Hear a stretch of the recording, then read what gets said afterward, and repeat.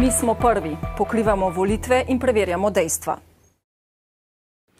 Smo sredi kampanje za vstop v državni zbor in tudi tokrat smo preverili nekaj svežih izjav politikov na soočenjih, na televiziji in na radiju.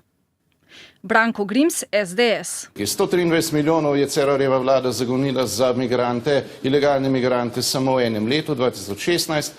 Branko Grims omenja 123 milijonov rezerviranih v proračunu leta 2016 za migracije, vendar tega denarja nismo porabili.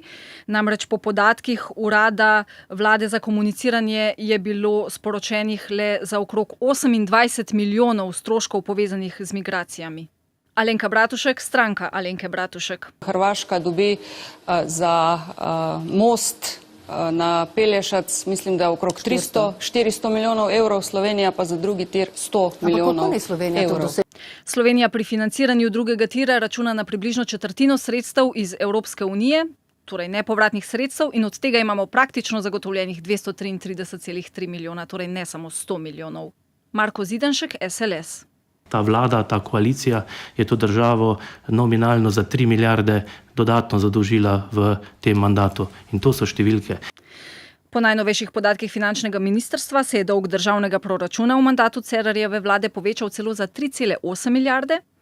Toda celotna država je v tem obdobju celoten dolg povečala le za 1,6 milijarde, ker k dolgu države poleg proračuna prištevamo še občine, pa pokojninsko ter zdravstveno blagajno.